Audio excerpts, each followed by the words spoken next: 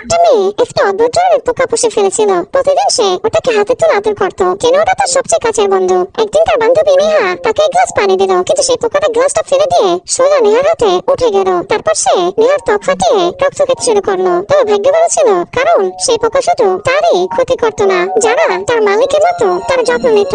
কিছুদিনের মধ্যে সেই পোকাটা 1 মিটার লম্বা হয়ে গেল। এখন সে মেয়েটার জন্য এমন জিনিস এনে দিত যেগুলো সে নিজে পৌঁছাতে পারতো না। তাদের বোঝাপড়া এতটাই ভালো ছিল যে তারা একসঙ্গে সব কাজ করতো। তবে সেই পোকাটা শুধু নেহার রক্তই খেত। সময়ের সঙ্গে সঙ্গে মেয়েটি বড় হলো, আর সেই পোকাটাও এক বিশাল দানবের রূপ নিল। তারা একসঙ্গে খেলা করতো, ক্লান্ত হলে একসাথে গোসল করতো, দোলনায় দোল খেত, আর একে অপরের সঙ্গে সময় কাটাতো। মেয়েটা তার ছবি আঁকতো, ছবি তুলতো। তাদের সম্পর্কটা খুব ঘনিষ্ঠ হয়ে উঠলো। কিন্তু মেয়েটার জন্য একটা দুঃস্বপ্নে পরিণত হতে চলেছিল।